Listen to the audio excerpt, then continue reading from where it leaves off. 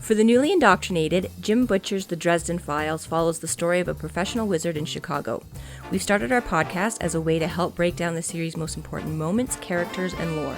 This is McAnally's Dresden Files Pubcast by Free Flow Rambling. Conjure by it at your own risk. Welcome to the McAnally's Pubcast, brought to you by Free Flow Rambling. This is episode number 6, Vampire Bat. My name is Tansenn, and I am joined by Maggie. Hello. And Jess. Hi. We are fortunate enough to have another guest today to help us discuss Chapter 9. Whoop, whoop. Would you like to introduce yourself? My name is Amber, and I am friends with all of these crazy people. And they asked me... Pity her now. Sorry, that? I said pity her now. These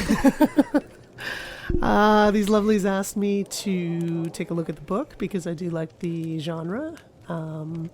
And yeah, I thought it was great, and so I'm here today. We seem to have another convert in the making. Yes. I'm open to conversion. What is some of your first impressions of Stormfront? In terms of what? Just overall impressions The of the book. or whatever. Up until sort of where we are at chapter 9 here. Anything jump out at you in the first couple chapters? Dresden characters. Well, I mean, I finished the book, and I like it as a whole. Like, I thought it was awesome. I thought that Harry Dresden himself was very likable, was very relatable. So even though he was a bit of a...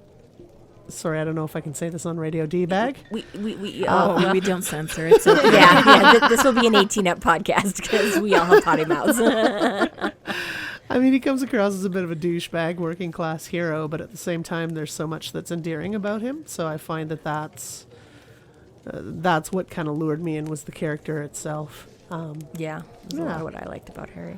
And yeah, listening to the audiobook, you gotta love James Marsters doing the voice. That was definitely awesome. I am a Buffy file from long ago, and hearing Spike with an American accent is pretty cool. Right. So, yeah.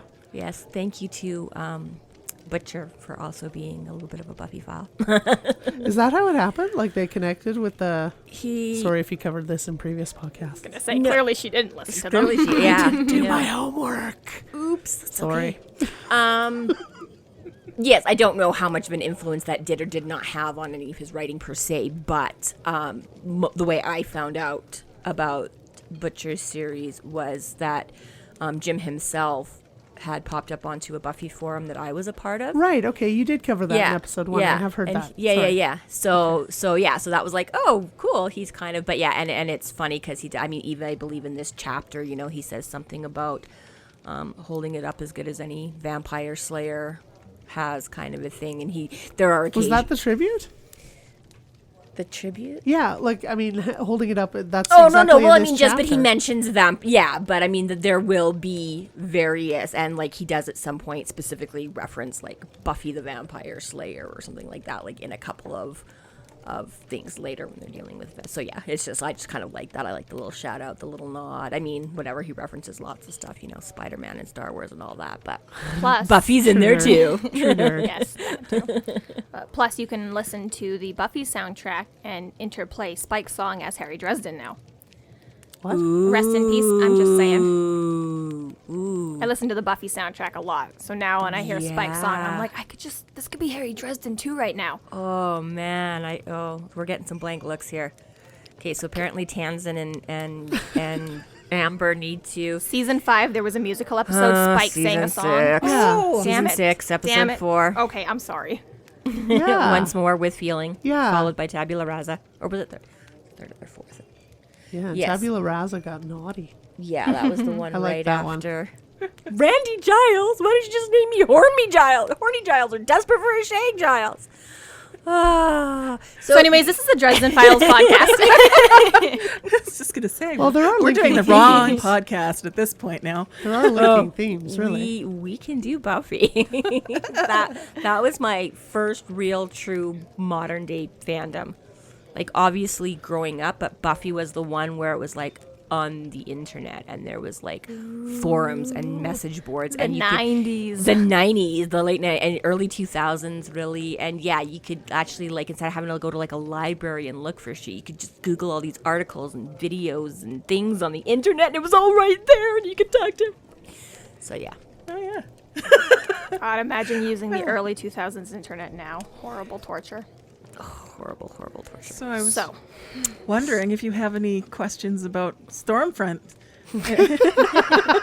Wait, are we still there? We're bringing it back around. All right. We're still. It was a free flow rambling moment right there. Yeah.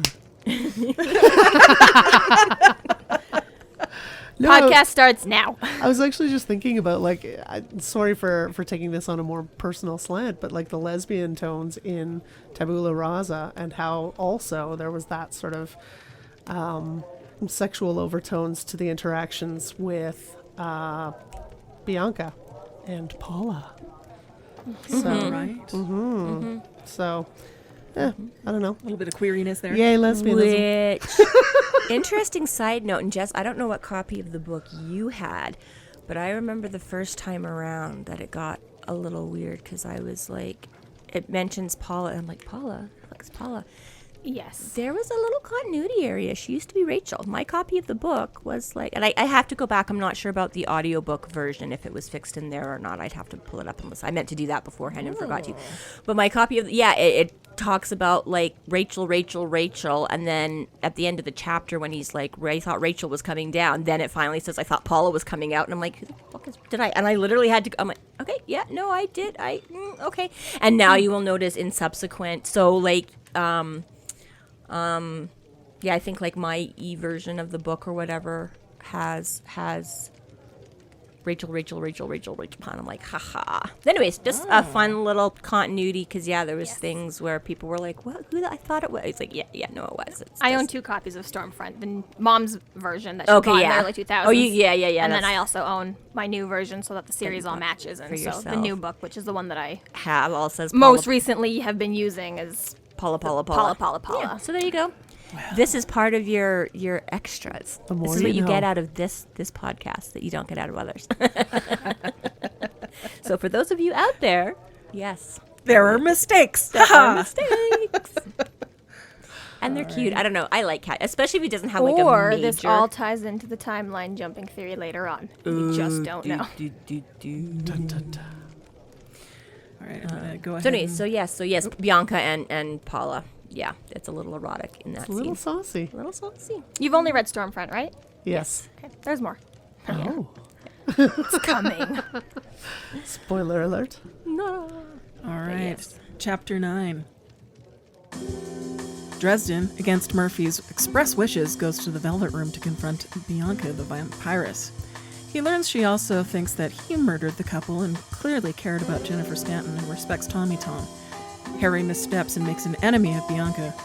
Fortunately, she gives him a lead and a phone number for Linda Randall, a friend of Jennifer Stanton's, to follow up on. So I kind of like our interaction with Murphy when this starts off, where she's like, "Cousin, what have you got?" He's like, I don't have anything, and he's like, you can tell that there's like stuff going on, because he's like, it's not unusual that Murphy's angry, but he's like when things get stressed, some people fall apart. He's like, Murphy gets pissed. Well, he keeps poking the bear, too. Well, he does, but she goes, but I like that about Murphy's character, right? That she's not like, oh my God, I don't know, there's stuff is going, She's just like, how the fuck am I gonna kill this and make this just, fix it now! Beat it into the box. Yeah, right? Like, yeah, she doesn't get, It also sounds like she's got a douchewad for a boss. Like, isn't it the commissioner who... Don't we all? Right. Actually, no, I don't. But Well, it does say that in Retraction. Anybody listening, you guys are great. Our names aren't on this yet. All opinions expressed are... No, it does say that the police commissioner, Howard Fairweather, uses Murphy as a scapegoat. Exactly. And looks for opportunities to make her look really bad so he can look slightly better. Exactly. As stated before, SI is supposed to be this is how we fire people, this is how we get people to quit, Throw them in SI, no one ever lasts a long time, so What's part an of SI? the part and parcel that the phrase? Part and parcel? Yeah, part and parcel is that it's not just a grudge against, well, I mean, it is a grudge against Murphy. That's why she was moved there. But part of the reason why she has such a terrible boss is that she's got such a terrible job that's meant to make you want to quit and leave this shit. And, Yeah. you know? Humiliation. Exactly. Yeah, that's the spot nobody wants to end up in, is when you get shunted off to SI, because, yeah, no one takes you seriously. And I was going to say, one thing that didn't really occur to me until I was sort of reviewing this chapter, because Murphy makes the comment, she's kind of wonder who's leaning on him to get things done, meaning the commissioner and stuff like that, right? It's coming down the line. But I was like, ooh, I kind of wonder if maybe it is something that has... Because, okay, so obviously somebody somewhere knows things, right? We've discovered that, okay, Murphy kind of has a sense that there's some supernatural realness going on. So even though SI, right, I mean, it does say SI was created to explain the sort of weird phenomenon. So maybe they don't want to say that it's supernatural. Nobody wants to admit that's what it is. But basically everything that falls outside the box falls to special investigations. Henceforth, anything supernatural, right? We've been introduced to Marcone, who's your regular mob boss, but he's picking up on the supernatural because obviously he, gets in touch with Harry and is like, don't. And the fact that he knew about getting the soul gaze from Harry and stuff, like, obviously Marcone's, we don't know what level, but obviously he's, he's building an education on that, right? So I kind of was like going back on this and I was like, ooh, I wonder actually if maybe, the higher up somewhere, nobody can say, but somebody actually sort of is in the know, that they know background somewhere there is like supernatural stuff. And come on, Murphy, like we need to yeah, there's some serious shit going on here. You got to figure that out and take care of it. It's not just... And to go back to Buffy, it was like that. I think we had an episode somewhere in season 3 with Principal Snyder. Actually, it was probably Spike's, it might have been season 2 in Spike's introduction episode when the vamps all attack the school gathering, parent-teacher night, whatever the fuck was going on. But but at the end of it, Snyder's talking to the cops or whatever. He's like, so what are we going with? Gas leak, PCP, for right? And it was so even though Snyder the whole time is like, I don't know what's going, it's teenagers on drugs. Conspiracy. You're you realize that, oh shit, the cops and shit and stuff in Sunnydale do know what the fuck is going on. So I don't know if that's meant to be a thing, but really actually have an idea of what's going on. But And yeah, that's why they're like, leaning on him. To ooh, lean maybe on her. there is actually a higher level in there that they do. All right. But yeah, I don't know, something that hadn't occurred to me until this time around. Yeah. I love that his breakfast time is at 3 p.m. Well, he didn't go to bed until Yeah, he was up all night making potions. That's true. Yeah. He didn't get done with Toot, because what does he say? He It was was talking like to Toot until well after He midnight. says it and was then, 2 o'clock in the morning when he got home or when he was driving then he home. gets home and is unable to sleep, so he makes some potions and then finally falls into bed. So yeah, I mean, So Breakfast Checks for out. dinner is my favorite meal. right, Right. And his breakfast itself is SpaghettiOs. He's got either a really super bachelor looking things, or if it's just really kind of juvenile in a way. Because he gives his cat the steak. I know, so I was going to say, I love how Mister gets the leftovers of the steak sandwich and Harry gets SpaghettiOs. it's called alpha prioritization. Yes. On the other hand, I mean, I'm sure Harry, being 6'9", probably doesn't leave a lot behind on his plate, so it really may just be kind of scraps and bones. There might not be much steak left over. I have never met a cat that drinks Coke, though. That was kind of magical. No. I mean, I wondered about diabetes. Mr. It's like fiction. cat diabetes. By all Yeah, accounts, the so- cat should be dead. It's so prevalent in the feline world. You sure you want to feed But your not cat? in fiction. It's like in fiction, you never have to worry about going to the bathroom or dealing with condoms, right? You just presume everybody in the real world is having safe sex and stuff, but that's not sexy to put in the, you just leave those details out of the. But yeah, no, Mister's just. I know, I love that he craves it as much. He's got to ration out a little bit to the cat too. Horribly irresponsible owner. Although, we did have a cat that loved Doritos. Yep. It would try it would do the sneaky you can't see my paw moving. I'm gonna move it a mile per microsecond, and eventually we'll withdraw chips. Yeah, the math from checks out. bit. Yeah. I see your look there. Yeah, the vice versa. 1 mile per millisecond. Yeah, but anyways. And my ferret seems to have a very... She's not moving if she's too fast for the human eye. That too. Math was not my friend, okay? I like English better. Yes, but exactly, you get the point. And the ferret constantly goes after canned drinks if I've got them, so... Shiny. I could see mist. So Harry gets his start late in the day. It's, 3 o'clock in the afternoon. Yeah, 3 o'clock in the afternoon. Sorry, that's not what I was going to say. I was going to ask. I was like, I don't remember now if it's the weekend or not. It's like, was it the Saturday now? Because I think it's a Friday. I think it's a Friday now? Okay. Because she asks him for yeah. information, and what his response is, do they work the weekends? Because I'll get you... Yeah, plus I think the chapter opened Okay, with Friday night. I went to Bianca's. Right. So, Right, yeah, okay, so between yeah. the two. Although, can I just say, I love Butcher's turns of phrases, too, because that's the other part when he's talking to Murphy, and he's like, are they riding you or whatever? And she's like a winged monkey from The Wizard of Oz. I just love his little... Anyways, okay. But yes, the committee doesn't work weekends, so... Right. They're like, yeah, he's like, I'll get it to you Monday. Well, Dresden keeps lying to Murphy. Do you, Amber, have any thoughts on why he would keep lying to her? Lying. We will not stop looking at you until you No, I have no thoughts on that. I was thinking about the turns of phrase. Honestly, I was thinking about the turns of phrase, and there was something I'm trying to remember the phrase when he meets with Bianca. There's a couple of really good descriptors in there. That, yeah. So that's where my mind was going. Sorry, I was trying to remember that. We can definitely Get you that Sorry. chapter. Yeah, scroll right. through that real quick.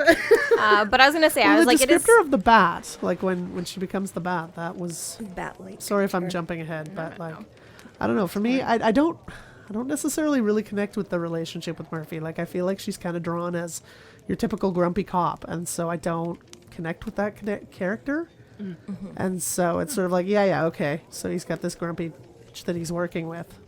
Okay.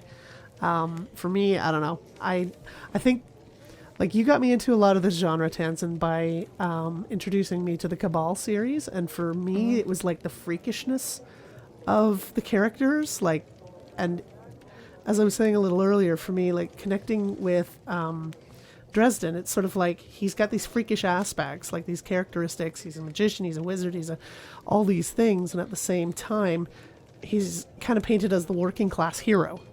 Yeah. Blue collar wizard. Yeah, and there was one turn of phrase, and he was talking about walking in with his rod and his walking cane and his knife. And the way it was described, it was like, but that would be like walking in with a battle, or that would be like walking in with a tank. Yes. And multiple. I can't remember the turn of phrase. You'll have to find it.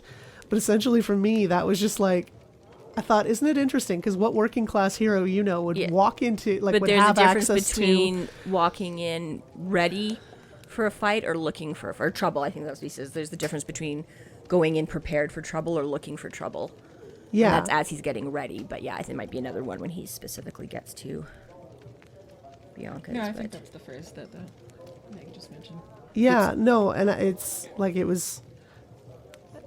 I think for me, like, what I'm talking about is sort of the he's painted as a working class hero, but at the same time he walks in with weaponry that would be equivalent for us as working class individuals as a tank. Who do you know owns a tank? Like, sure, my neighbor's got a Hummer, but at the same time, it's like, that juxtaposition is what I find interesting Harry in that does have character. an advantage. And so I didn't find that the Murphy character had more dimensions for me to explore, I guess, is the easiest way to say. Right. And it's still pretty early on for that to happen yet. So I was gonna say, she's still very much just buddy cop at the moment. Yeah, I was going to say, Yeah. I think that's it, is we haven't had a ton of expansion on her character. I mean, this is chapter 9 of the first book. Yeah, and to go back to what Tansenn said, too, and him lying to her and you not feeling really a connection with Murphy, is that, from the reader's point of view, there really isn't a reason to connect with Murphy yet. You know, even Dresden himself, as much as he likes their banter, he doesn't very much trust her and doesn't want to let her in. Yeah. And she very much doesn't trust him and doesn't really, care for him past a business point of view. And even if they have a somewhat friendship, they're certainly not, they don't hang out with each other outside of work purposes, even if they do have a friendly repertoire. Totally. So very much from the beginning of the book, there is... Repartee. Well, in every story, like if you take a look at series, right? Like every story has sort of an ebb and flow of different characters. Like at some point, I imagine as I go through the series, it sounds like Murphy's character does get a little more developed. And so like different characters will play those different roles, right? Like you were talking about Buffy and in each episode it was sort of like, oh yeah, that was the Xander episode, or that was the episode where Spike was sort of more prevalent, the central character in this, even though of course it's Buffy's show, right? So well, how do you feel about Susan then right now? Sorry? How do you feel about Susan now, just one book in? Remind me, who is Susan? The reporter who... Susan Rodriguez. She writes for the Arcane. Spicy. Conned him into a date the last time. She's trying to get an article. And she's like, so was it murder? And he's like, no. And she's like, was it, supernatural or not? And he's like, no. She's like, you want to go to a date? Would you mind going on a date with me? He's like, no. He's like, wait, what? See, I don't know. For me, it's interesting because she's super sexy, but she also reminds me, like, I come from a background in journalism, and I've gone to these parties with people that are like that, where it's like, the only reason they want to talk to you is to see if you have any additional information or any, connections, leads, whatever. And so... And Harry does say she's and that's basically not everyone. upfront That's about it. But Harry does say that about Susan when he meets her. He's like, she is pretty upfront, like totally. like yeah, she'll flirt and whatever with you, but she makes it clear like she's there to get the story. I wouldn't touch that with a 10-foot pole. I'd walk into the room and be like, okay, I know you, and I'd go and hide in the washroom because Yeah. And I think that's mostly Harry up until she sort of corners him. That's why she's like, so you want to go to dinner on Friday? Would you mind going to dinner? And he's like, no. And he's like, wait, what? Oh, no. And then he tries to sign him back, and she's like, no, you already said yes, you're in.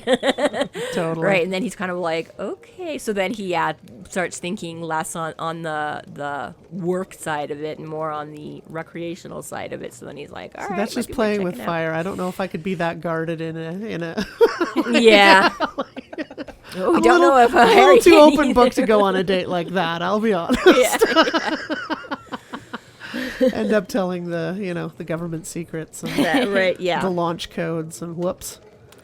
Although Harry's got a little more, his whole lifestyle has been kind of secretive, so maybe he's got it. Which again comes back to Murphy. This is the problem with like you're talking about him lying to Murphy, but a lot of it is not like Murphy. You're right. I don't know if Murphy 100% trusts Dresden or trusts him in 100% complete fashion. Like obviously, but he trusts him in certain aspects for the relationship to work. But I think Dresden might have a little more trust to Murphy at this point. The problem is there's so much he can't, right? He's being forbidden to, right? He's like, I can't tell her about the White Council. I can't tell her about the black magic. So when she's like, tell me, he's like, in order for me to explain this, I have to reveal government secrets that I'm not allowed to, and I can't even reveal to you that the government exists, so I can't even tell you. I can't share government secrets because you're not supposed to know there's a government.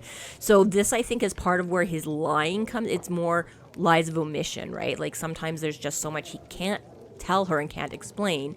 And then when he does have to sort of more specifically, then sometimes he does have to specifically lie a little bit to get around that or whatever. And I think that's part of the problem. And I do find Murphy a little bit in this too. I had her down as being like kind of pushy and stuff like that she's like, well, what have you got? And he's like, oh, I have nothing. And I'm pretty sure it was Thursday this started. So it's been like 24 hours kind of a thing. It was like, he had a 2:00 appointment with Monica. So in between like 1 and 2 or 12 and 2 or something like this is when he checks out. And now it's like 3:00 Friday afternoon. And she's like, what have you got? And he's like, well, I don't really have anything. And she's like, well, why not?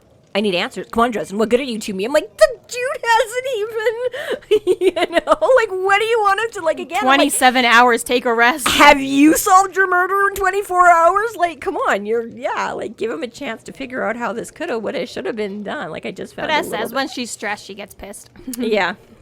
That's true. So after his phone call with Murphy, he does eventually get to work and...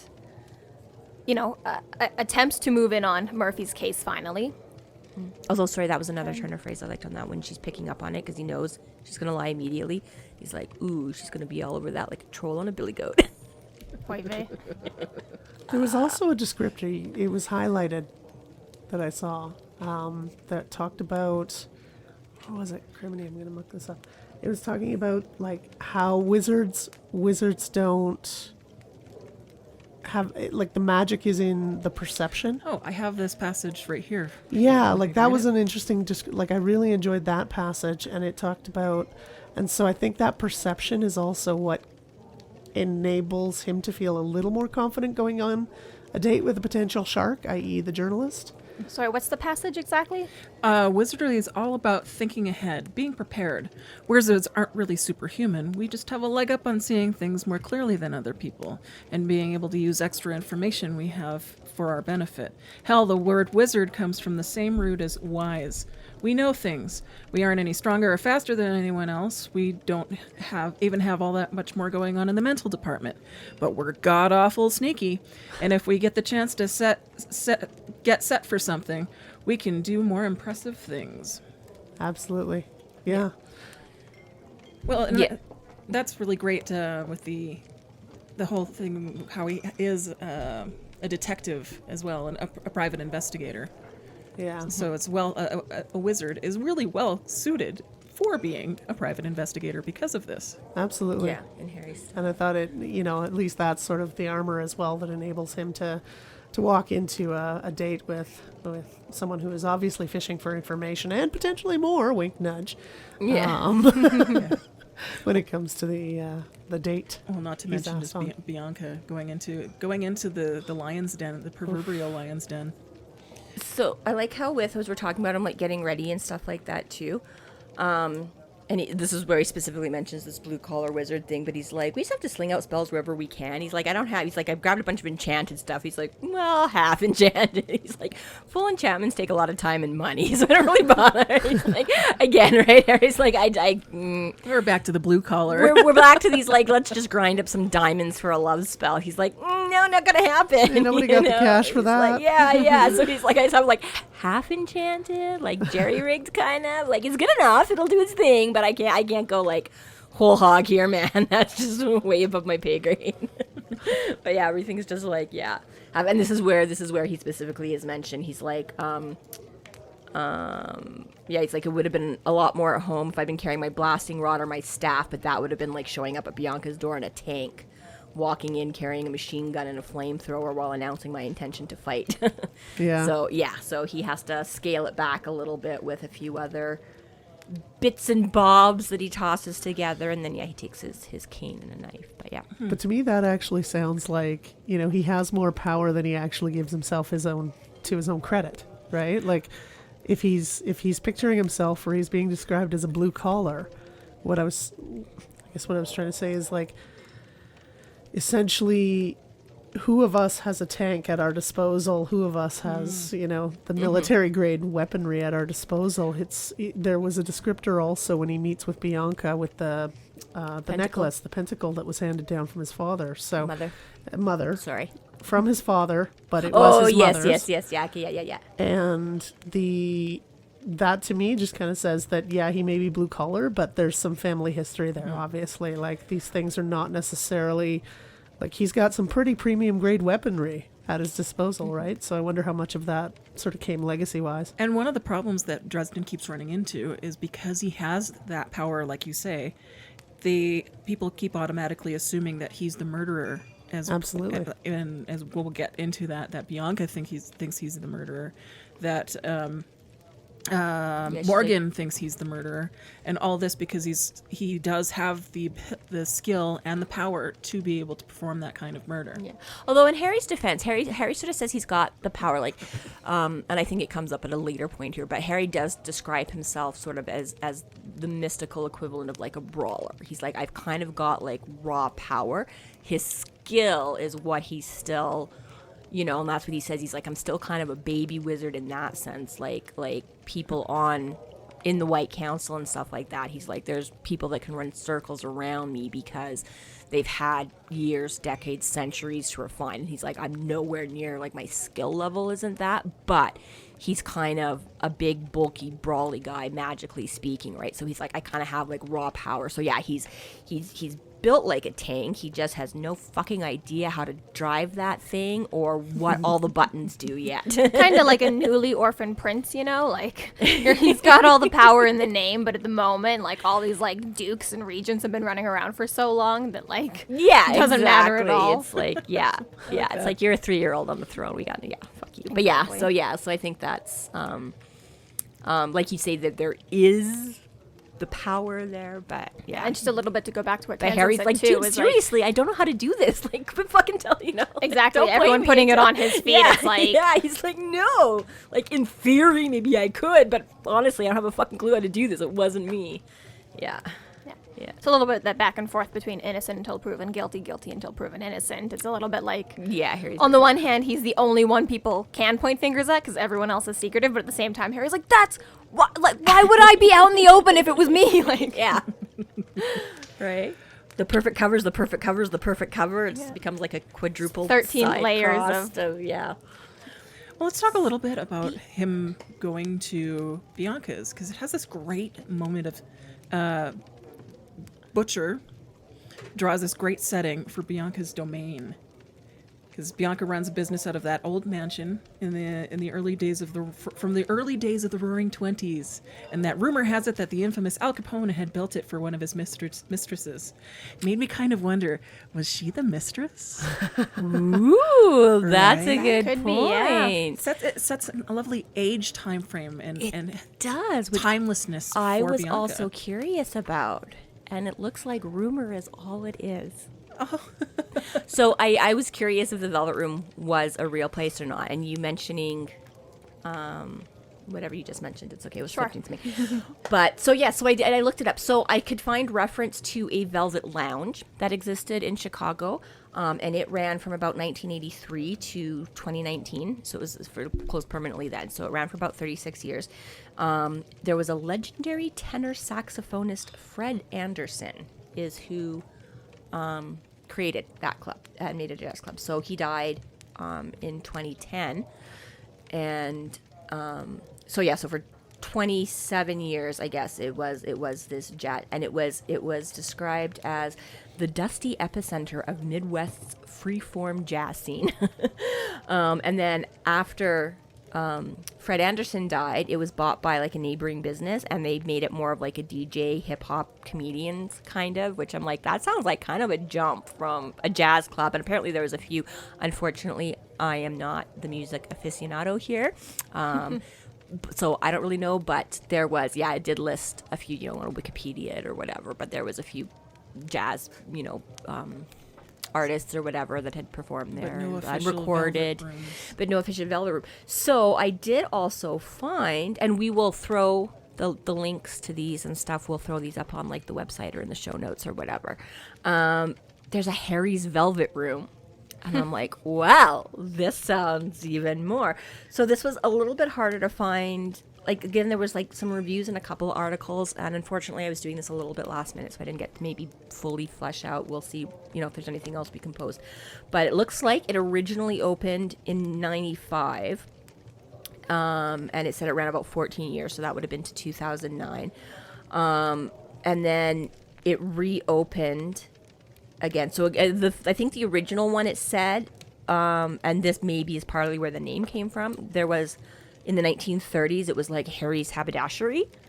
And I guess so maybe that's where he kept the Harry's Velvet Room. And I don't know, maybe this is even where Butcher got some inspiration from. But it closed for a while, and then it went to like reopen, and it lasted for a bit. But so it went from like, it was like a cigar and whiskey club, and then it was like a cigar and martini club, and then it was like a cigar and champagne club.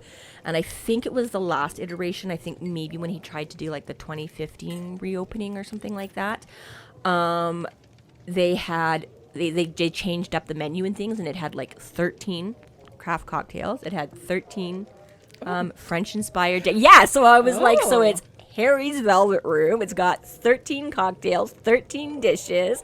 It's been so I was just like, to me, there was some, that I'm like, so I believe it was Dion Antic. I forgot to jot his name down here because I meant to pull up the article. I think it was Dion Antic was the one that, so I'm like, was he a fan of, like, especially by the 2015 reopening, right, to include, like, the 13 things of stuff? Or did Butcher, looking, like, doing research, find this Harry's Velvet Room and be like, oh, this, yeah, but I did find some interesting connections there, and I don't know if any of them are directly linked or pure coincidence.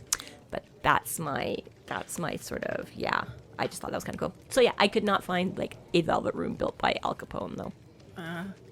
Well, in terms of fiction, though. Yeah, but I do like that idea. That's an interesting. I know. I was just saying. I'm curious sometimes about what things are like. Right. Like, yeah. Like, there's a church. Yes, I'd like to find Butcher's rabbit hole Google searches. Search Oh history God, after yeah. each book. Right. Yeah. But yeah, I do. That's actually kind of a cool. That you're right. It could have been. She could have been Capone's mistress that the house got built for. Quite I possible. Like I'll that. have to I keep like eyes open for more content from her.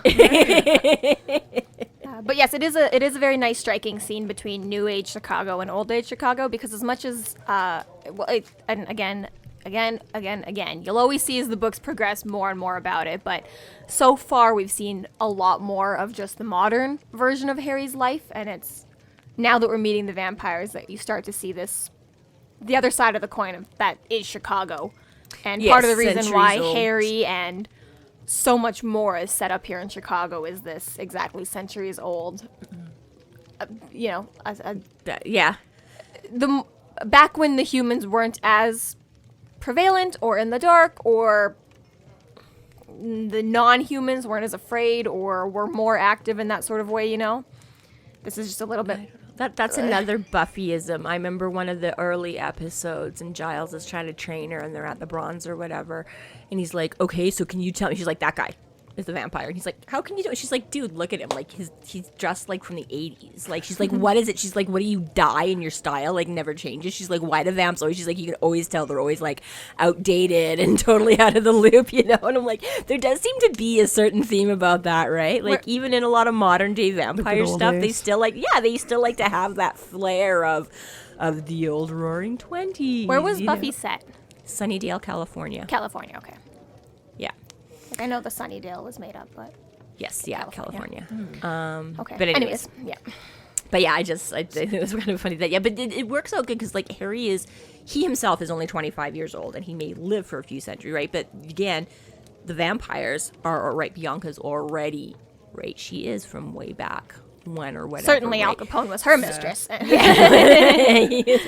So while Harry will eventually get to you're right, Harry is very modern day because this is the first 25 years that he's lived, and it is in this era of the 80s, 90s, whatever, that he's grown up, right? So you're right, that's all his. Whereas now both Chicago has the backstory, and we're meeting some of the characters that could also have existed in early day Chicago as well. Exactly, when Chicago was new. The roots of it all. The roots, yeah, like she was there originally. I remember this didn't used to be here. This was all swamp.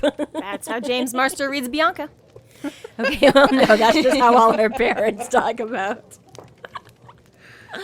I mean, I know I never did that to you, but I can remember my parents doing that, driving along somewhere. The city ended right here. None of this existed. This was all farmland. You're like, okay, it's mall now, thanks. So the Blue Beetle dies in front of the mansion. Again. Yeah, it loses a part. Something rolls off, I think it's and I love how he kind of blackmails his way in because of this. Yeah, it gives an advantage into the mansion. Just Really glass half full kind of guy. Yeah, really. like, well, I'll just sit here with my crappy old car blocking your driveway. Well, let me call it. I think it's also a sense. It adds a little bit of a sense of vulnerability because now he's lost his way out. Yeah, he does say he's like, great, now I've got no ride home. Right, Like, and that's the first thing that gives a sense of vulnerability. Not only that, but once he actually does go into the place, he loses his knife and he loses his cane, which are his physical lines of defense. Yes. So it even broader sense of vulnerability that Butcher is writing into this. He's got some of these enchantments or doodads that he's made reference to before, but he specifically says, I've lost the only physical weapons and defenses I had with me. Yeah, and as it goes through, it actually talks about the handkerchief as well. Yeah. Like the loss of the handkerchief, and there was something else. No, the handkerchief he manages to keep because But in the confrontation with Bianca, He he ends uses up it there. using that as mostly a defense, and like Right. when he throws the pentacle onto the table, that's essentially the surrender of the last defense. Little does she know that, because it's a complete bluff, as you. Yeah, he tries to make, I got more where that came from, but yeah, really, he's like, yeah, that's about it, that's all I had. So Harry approaches these gates, and as we've now just said, he had a few items on him. He had the cane, he had the handkerchief, he's got his mother's pentacle, the knife, and he's essentially, he's the potion. Are you really going to potion, drink yes. that potion? and dealing with, like we said, the bodyguard outside the gates, and He's like, strong-arming, "What's this?" bullying, blackmailing Smells his like way shit. into the Yeah.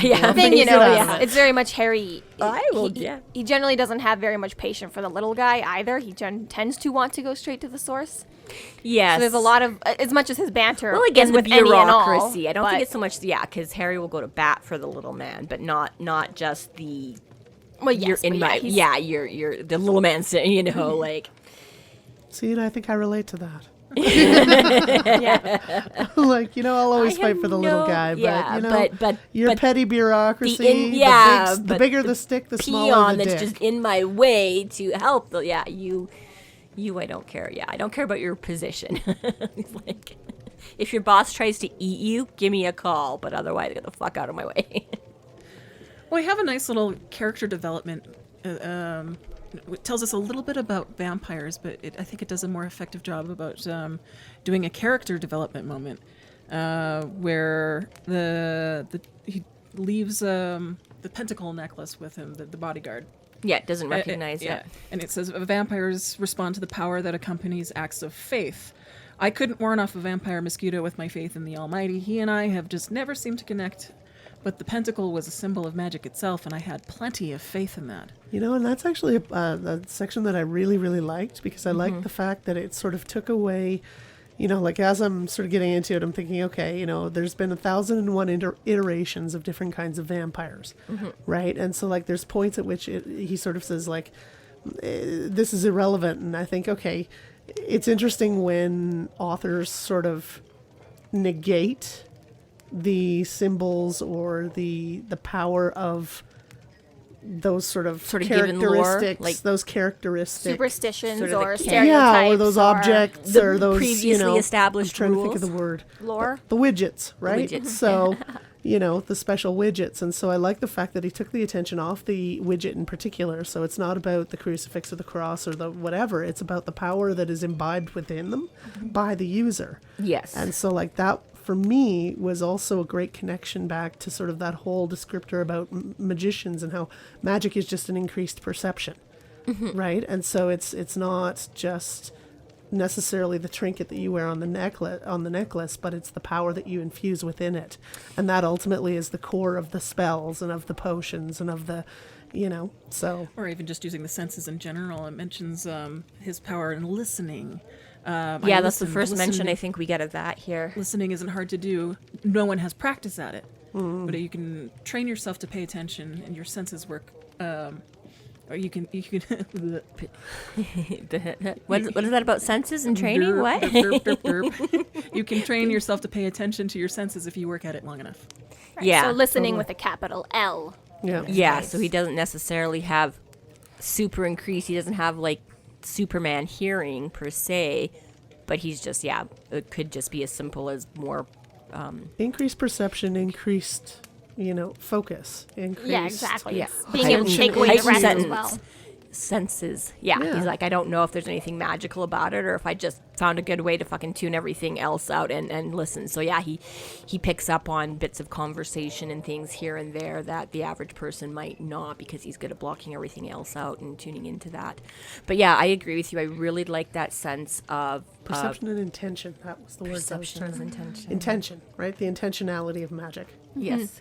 Yes, and that's a huge Huge, running huge. thing in Harry's is that your intention behind it and whether you mean and you can't do it unless you believe in it. But yeah, exactly right. He's like the almighty, Christianity, that's good, that's fine.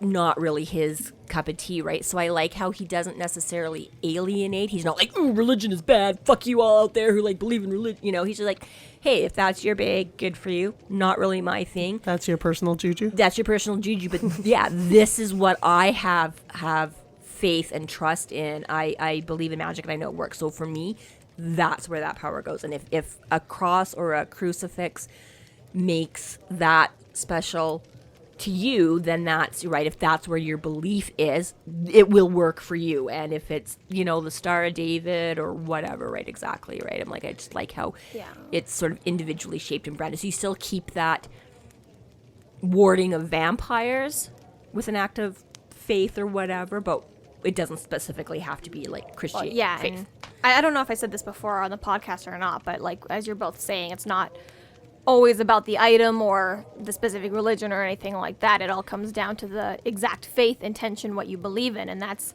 part of Jim Butcher has said before. He's like, well, why can't we have 18 different types of vampires or 37 different interchanging religions or 17 different fables about the same guy? He's like, our world has it, so why wouldn't my books be able to have it? You know, there's no reason to just put everything pigeonholed into one, because the real world has 8,000 iterations of every little fable and tale and character. So he's like, so the books can also have, you know, depending on which mantle or which story or which type, you know, everything can exist in this one world. You know, you can have God acting in Christianity at the same time as you have magic, completely disregarding it and not caring, because the two are not mutually exclusive, you know, or... Well, I can see why that leads to the popularity of a series. Like, if that sort of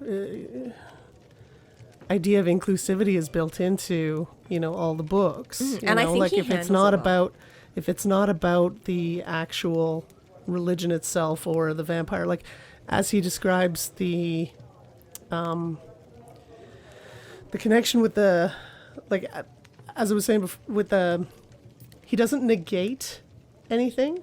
Mm-hmm, exactly. You know, he's not negating that Aslan is any Jesus other previous or... stories of vampires. He's not saying, well, you know, the wooden stake is irrelevant and the cross doesn't mean anything. It's in the way that he focuses on intentionality, it actually creates that inclusivity with all the previous sort of stories of vampires that have come before. Totally, So- and it helps his books as well, because now he's got so much more to play with too. He hasn't really backed himself into a corner of like, oh, I can never use this because maybe he has to make a new character who believes in it. But other than that, you know, he always has any sort of lore or myth or delegation at his disposal. Well, that opens the door to so much more creativity. Exactly, You know, yeah. like it just gets to where he gets to play at that point. Exactly, Like, and we have brought up before too, whereas like if you read Harry Potter or something, you can find a lot of, you know, continuity errors in there, like how come the Time Turner was okay in book 2 but not in book 5 or that sort of thing, whereas the Dresden series is a little bit more like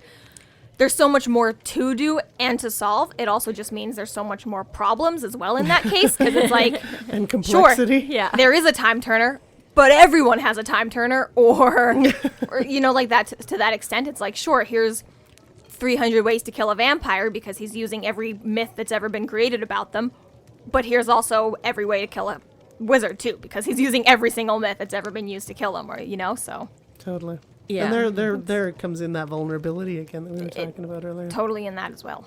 Yeah, and I like the way that there's no heavy religious theme throughout the books, but when he deals with it, I like the way he deals with it. He thinks it keeps it fairly plain and simple, doesn't get into a lot of the murky areas, doesn't try to, you know, justify one way or the other. It's just kind of like I just find that he presents it in sort of a respectful, basic sort of way, right? That doesn't cause offense when you're, you know.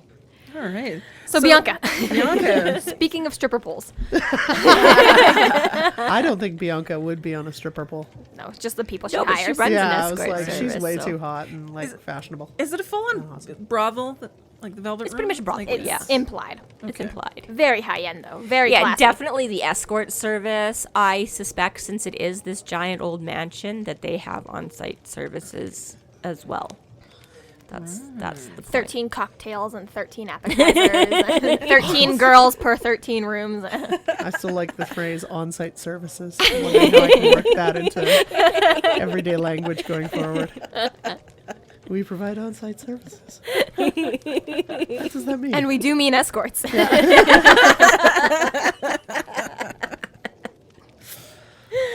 So Bianca makes Dresden wait about half an hour before she sees him. Yeah, Power play. Lets him, Yeah. total power move, lets him in, and then waits. And Or waits she's, and waits and trying waits. to rein in the rage and plotting different ways that she can kill Maybe him. I don't know if she's In a powder room. enraged yet, but yeah, I definitely see it more as a power move for sure. That she's like, you show up unannounced and like worm your way in. So I will come and see you when I'm ready to come and see you, and not because you came and demand to see me. But she genuinely does think that he...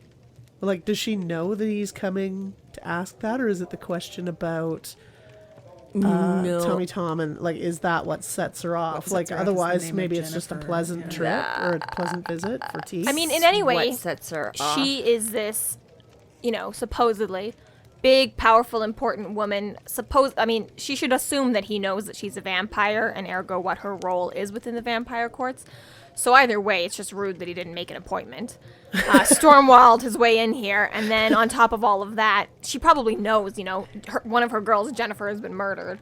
She's got, and then suddenly a wizard's on her doorstep. I'm sure there's to a point where she's like, Spidey senses are tingling, yeah, so to exactly, speak. Yeah. exactly, There's no way that Harry Dresden is showing up for the first time ever on my doorstep because he wants to hire a girl. For So exactly, yeah, she doesn't know. there's proper channels, and he didn't do them. But yeah, she's probably got shit going on in the back of her mind of exactly like, so yeah, she doesn't know what he's there for, and she's not the type to give it away beforehand. So they play all nicey nice and like, oh, nice to meet you. Oh, the rumors haven't done you justice. You're lovely, Oh, they said you were a gentleman, And then he's like, all right, let's talk about shit. And she's like, okay, so what? Yeah, because she thinks she says something like that. And she's like, well, I'm sure I could find a girl to suit you. And he's like, that's not why I'm here. Not a right? pleasure visit. Yeah, and she's like, he's like, no, thank you, I came here to talk. And she's like, oh, I see, about what? And he's like, Jennifer Stanton, and she just, right, like, he's like, I had all the seconds warning. So, yeah, so she's like, who knows what he's here for, but now that he's like, yeah, this is what I'm about, she could be thinking, like, am I next? Like, she doesn't know why he went after... Like, Jennifer, as far as anybody knows, is just a girl is a girl is a girl. There's, Bianca says, like, or he says to her or something, like, is there any reason anyone would have to kill her? And she's like, no, but she's one of mine. So if someone was trying to get at me, that's the only reason I could see, that this is in spite to me or trying to, so the fact that so it's like, boom, I killed one of your girls. Hey, and now I'm calling you out. You want to go, right? So she's, like, not taking any chances. She's like...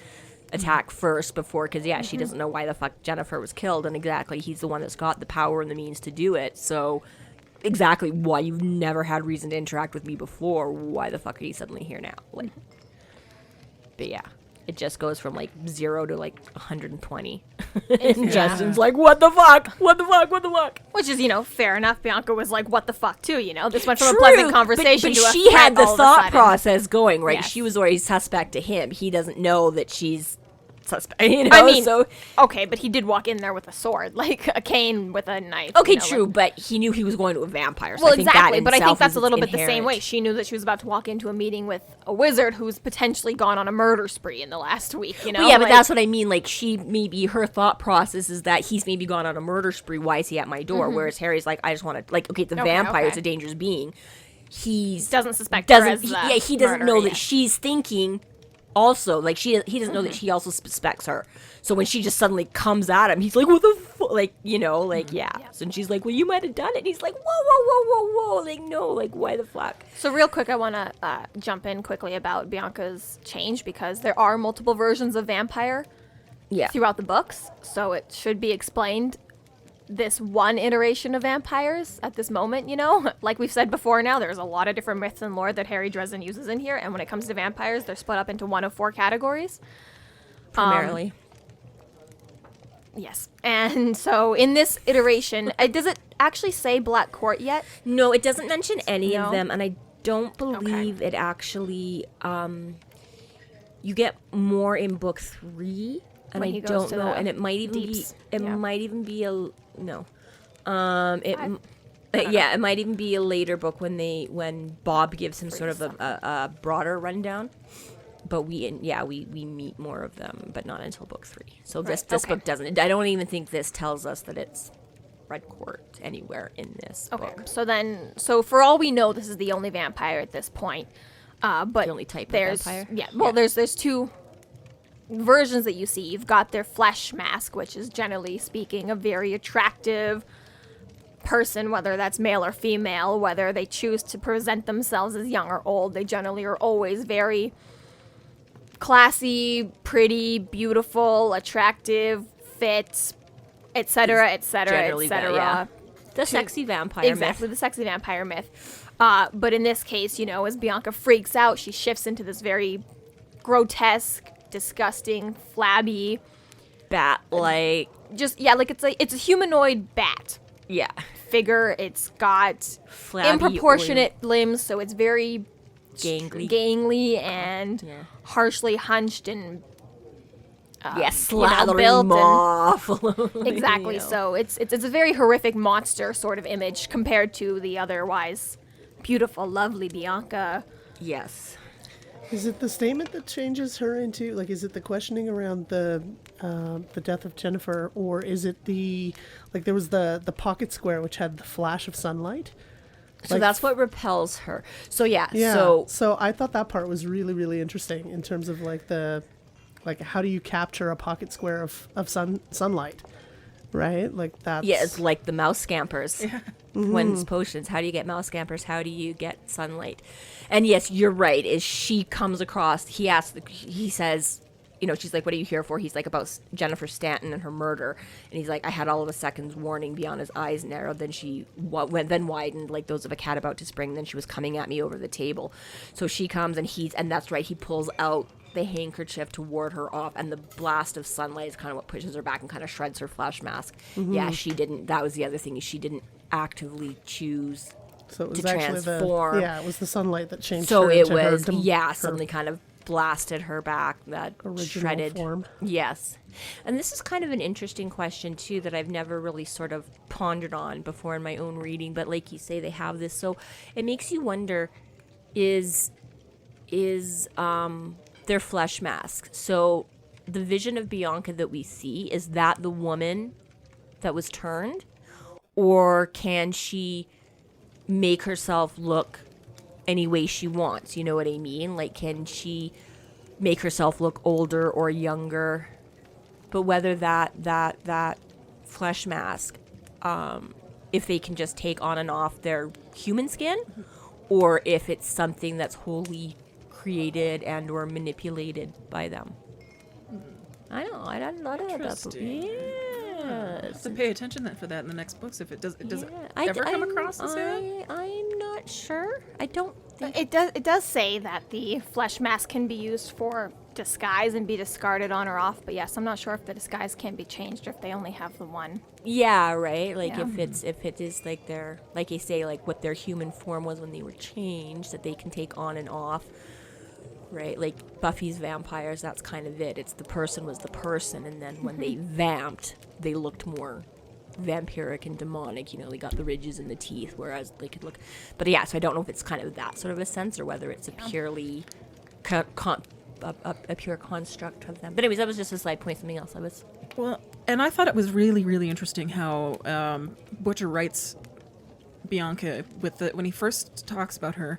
It's this really feminized version of a woman, like that everything is elegant and I love Pale the description skin. of Sex the appeal. hair with the auburn with that shouldn't have ruddy highlights, but it does, or I can't remember. Yeah, it was so Yeah. deep. That was a cool, because in my head I actually started trying to envision what that color looked like.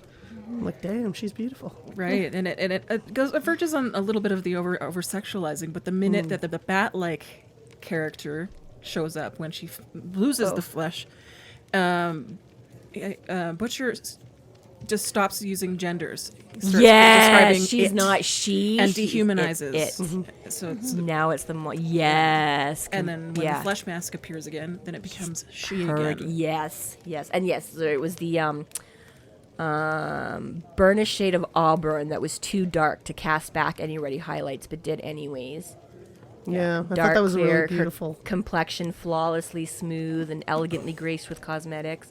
Not tall, but shapely, with $300 her $300 shoes were studied in high-heeled torture devices. She looked too good to be true. So yeah, she comes with this very perfect sort of idealized, Yeah, I totally missed the dropping of the Did you? pronouns. I Oh. totally missed that. So now I'm curious as I go through the books and now again how Yeah. it is with other vampires as we go forward. Because Yes. yeah, I mean, even when we read Thomas's birthday party, I'm worried now because there's so many vampires in and out of that one. I want to know how it goes then. But yes, I did get that's a very obvious that yes, it goes from she to it for a duration, and then when she starts pulling it back together and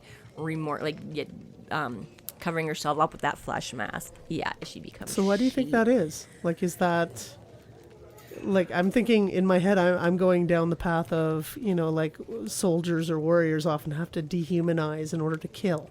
Is the loss of the pronoun or the use of the different pronouns, is that inclusive? Is that dehumanizing because, or is that like based on all beasts should be called it? I think to a right? point that is Harry's bias towards the monster. It is very much like It's not human. It's not human. Yeah, It doesn't have. Just to have But an then why extreme- transition back to she when she puts the flesh mask back on, right? And then it's like in the sort of scene that follows where Paula or Rachel comes up, and it's like she offers herself like a lover, and so it's not even, I don't know. Yeah. I There's something more here. I just don't know if. I think it does help juxtapose out. I think it does help show the strife between just the two different versions of it as well. Just kind of to thrust that reader in and out of both senses, like you're dealing with a monster and okay, the femme scary fatale. music has now subsided and we're back into Sunnydale. Well, I think a little And bit, even just going back to Amber's point before about perception and intentional perception is I'm looking at you and you're a woman. Now I'm looking at a fucking freaking monster. Now I'm looking at a woman, right? So, I mean, it could even be as simple as that what you see is what you get, right? You're showing me an image of a beautiful woman. That is what my brain is processing. You are a her, you are a she. Occam's razor. Now I'm getting fucking like bestial monster fangs and flab and ooze and slime, and you're all black and there's no whites to your breasts eyes. that had a lovely curve before are now Yeah, these- hanging. yeah, like these beautiful, firm, tender breasts are now just flabby and like it's I mean, it could simply be that, right? Like you show me a picture in a book and I'll be like, oh, she's pretty, and you show me a picture of what the fuck is that, right? Like it could simply be that, or as well, like you say, specifically sort of dehumanizing it because she ain't fucking here, right? So it could just be Harry's brain sort of switching back on and off for what makes sense in his world, right? Like we call things as we recognize them, and we like to label things and do, yeah. And to a point, I could see the opposite is to like, well, sure, it's one thing to walk in and see a woman and call her a woman, and then to see it as a monster. But once you know it's a monster, wouldn't switch you back? remind Would you yourself then from there on, no, this is not a woman, it's not a woman, it's not a woman, this is a monster no matter what I see. Yeah, that A once lot it of writers switched, it would have do. stayed Like I would switched. say, a lot of writers do. It's like once the mask comes off, it's an it. That's it. Yeah. That's It's yeah. an it. And even Yeah. to a point, that's sort of the politics too. Like, it's one thing to be, holding up a holy cross or whatnot to a monster trying to bite your head off. But once the monster has revealed itself, gone back into its once the monster has been like, okay, no, you're under safe passage. Protection. I'm not going to kill you. We're all good. It's a little bit also just to be like, okay, make sure you use she and her before you insult her again and start this all over, Yeah, that might be a little bit. I was thinking about that just now too. That might be in order to he set her off like really easily. That this might just be Harry sort of trying to keep the peace and not make any more Diffuse. defuse and not rile anything One of up his- again. That just be like, I'm More easily found traits, diffusion. yes. More easily come by. Yeah, because she gets really upset. Like she seems totally pissed that he caused, because again, it was not her choice to transform. She didn't like vamp out on him in that sense. It was this defense of his. Yeah, and there was some humiliation. it Yeah, seemed, so on her she's side. pissed. Like she's not happy that he saw that. She wants to have this beautiful, gorgeous, glamorous exterior. That's what she wants to put out, and she's not happy that Harry saw beneath that, caused it to whatever. Right, and Dresden even realizes that he figures out that he's made a permanent enemy of Bianca She was furious that I'd seen her true form, horrified and embarrassed that I had stripped her disguise away and seen the creature beneath. And she was afraid that I could take away even her mask forever with my power. More than anything else, Bianca wanted to be beautiful, and tonight I had destroyed her illusion. I had rattled her gilded little world. She sure as hell wasn't going to let me forget that. Yeah, Right. exactly. And even on top of that, Bianca stresses, she's like, you're the only person that I know in this city that could have pulled off this stunt in the first place. So it's not only like, you know, she let the milkman see her disguise. It's like she met like her number one enemy, or even if before they were enemies, but just, you know, somebody like, who could somebody be. who could have been an enemy, you Yeah. know, she's instantly been stripped bare by this person, you know, the last person in the city that she'd want that from. And she might be asking the same question we is how the fuck do you fold sunshine in a hanky? Right? Like, she's like, I want that spell. right?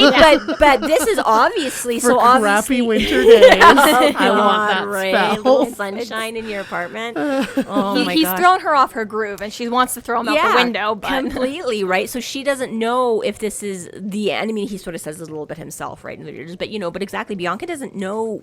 Is this common? Does he have 50 of these hankies? Can he whistle this up in a moment? Like, she doesn't know. and that's his- again, you know, part of the wizard's play too, is that nobody ever knows Nobody what's in their know- pockets. yeah, I don't Well, play she's it up obviously and- positioned him in much higher power, and like, you know, from his descriptor as well, even without all the little trinkets and whatever, he does have the power on her, right? Like, again, going back to the weaponry that the rod and the staff that he was going to potentially bring in, Yes. being the equivalent of a tank. So like, even he knows that he's got a leg up on her. That I would he say. could have. Yeah.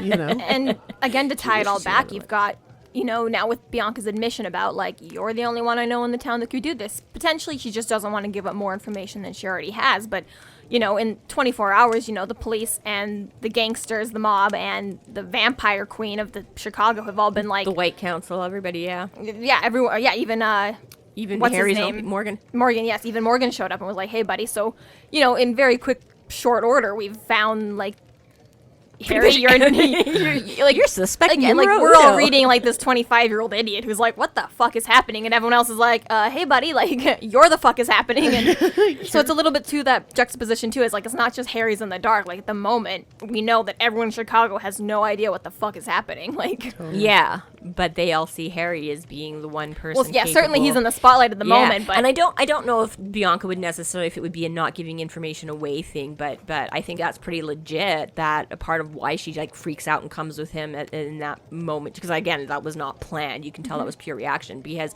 I don't think that she does know anybody else that would be capable of this kind of a thing. You know, like vampires would act different. You know, vampires would rip their head off or something like that, you know, like this kind of a thing, right? Like other supernatural entities, whatever. She's like, this, nobody else has played this card before. I don't know anybody else that acts or does like this, right? And this kind of a thing is obviously, right? So, I think it really does put the question exactly that nobody, like even she's like, I legit, there's nobody else in this town or that would seem to have reason, right? Like, Harry hasn't gotten super involved. Like, this is, you know, this first book is kind of his beginning, but you can tell that he's kind of showed up and set out his shingle to be like, hey, supernatural shit. Watch your P's and Q's, because somebody here is keeping an eye on the town and doesn't want that shit, right? So it's like, well, you're the only person who, you know, and you basically set yourself up as that target. You know, That's you fair, basically yeah. I announced mean- yourself to say, he did do it to himself. yeah, well, right? Like a little bit of that, right? So, yeah, no, I think that's fair that Bianca's like has no clue what his power and capabilities are, right? And she's just like, you're whipping this shit out at me, and I don't have a fucking clue where it's gonna stop. Well, I'm surprised she still even concedes and gives him a lead, which is the phone number for Linda Randall. Randall. Because she's so pissed.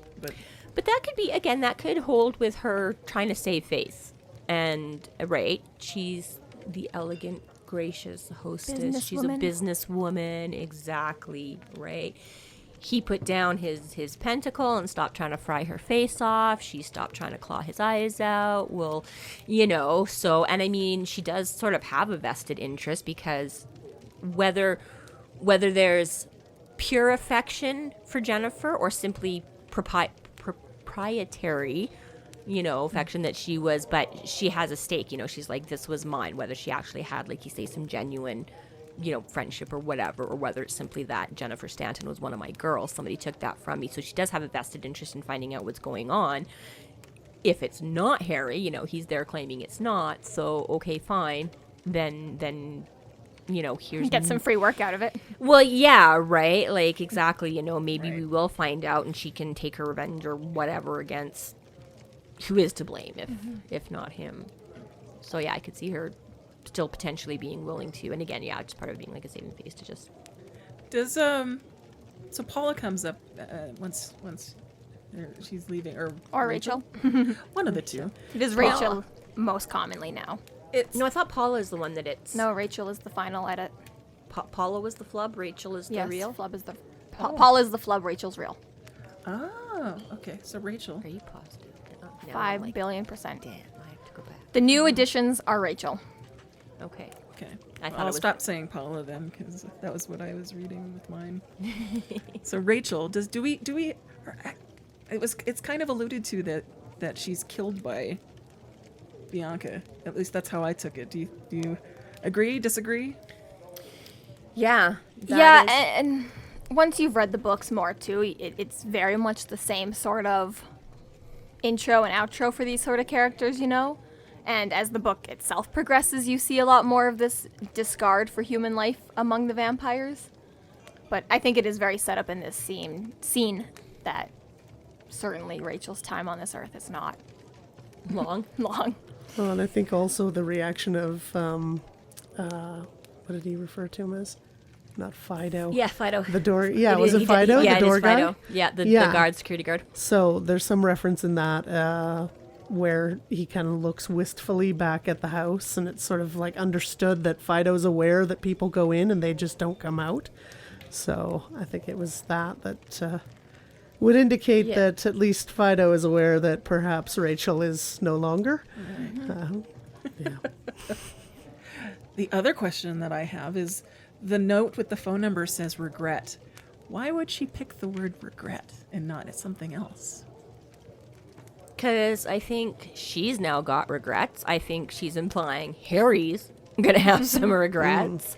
I think it's like sort of an all-encompassing sort of her end, his end, everywhere. Just this night's going to come back to bite you in the ass one You're way or going to another. regret this. You are I'm gonna gonna regret make you this. regret this. Both an Yeah. admission and a threat. Call and you will exactly. regret this. Yeah, it's both an admission and I just sorry going back to. I love it when he's like, she's like, put your amulet down and he's like, he's like, don't come at me, and she's like, why should I trust you? And Harry's like, why should I trust you? Like, sorry, I just love that part where he comes back and forth. But yeah, she says so yeah, Harry's got a little bit of bleeding or whatever from when she attacked him, and that's starting to kind of set her on edge again, right? And she's like, you need to go. And she's like, go now, Paul is coming, Rachel, and I'll send her down to the gate with the phone number in a little while.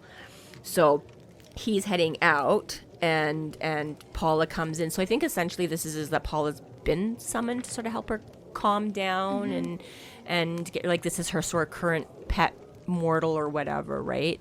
So you do get this erotic scene that we alluded to in the beginning, that exactly like Bianca latches onto her wrist or whatever, and Rachel is visibly turned on by this, it's like you can see the nipples and everything through her, and she's like just kind of getting off on this, and he's like, hey, and he figures so he starts wondering if there's something in the vampire saliva or whatever, because she starts going into this sort of blissed out state, Narcotic. this narcotic bliss, right? So he's like, ew.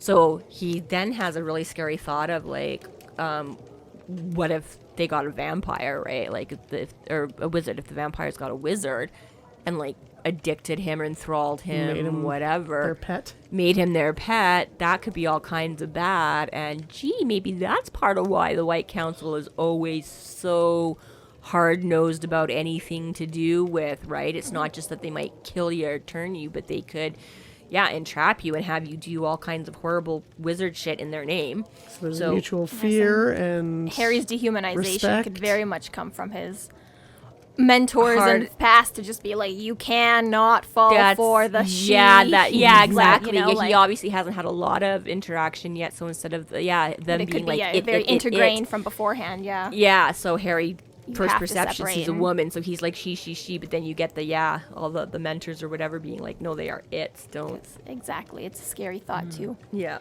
Be in control of a wizard. Yeah. So he takes off or whatever. So then he goes to the gate. So just a few minutes later, the guard's cell phone beeped at him. He withdrew several paces, repeated several affirmatives, then took a notebook from his pocket, writing something down.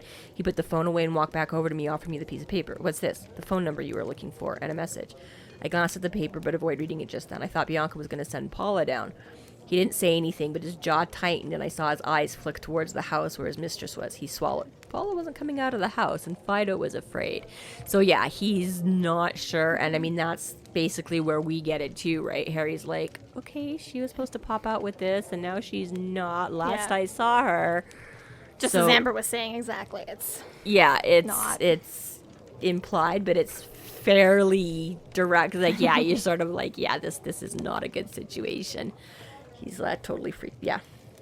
and to a point. I mean, you could probably put that death on Harry's shoulders to an extent. I mean, And this might be where some of the regret, like exactly. This is where there's a lot folded into that one word. like, as the series Cheesed goes on, off you can see like there's a lot of times when Harry does feel guilty about things out of his control, but to a certain extent as well, it's also, one could say, I mean, and people will allude to it later on, they're like, you're throwing a lot of people under the bus to save a lot of other people. Like, when does it equal out? Why is it fair? Who chooses which life is Like worth when saving? the And- Avengers destroy an entire city. well, to save- exactly, like, You're like, and weren't it's there like, people in that office building you just totally, and it's the same thing for Harry. And like sometimes you see Harry has these moments of regret that he can't save everyone, and there's other times when people come at him and they're like, "You're the reason that half of the city's on fire to begin with." And there's a lot of the time when Harry has to stop, and he does play with that very much. Like, am I evil? Am I bad? Am I doing more harm than I'm doing good? And What are the Yeah. consequences of my actions? exactly, and this is Yeah. kind of like the very first time in the series when you get that first consequence of like,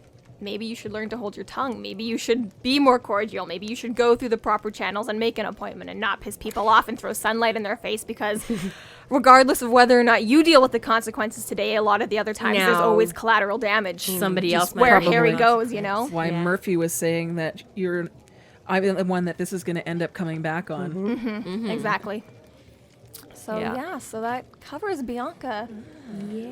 And the Velvet Room. Do you have any questions about any statements or No. nothing to? No, I think we covered a lot of it. Okay.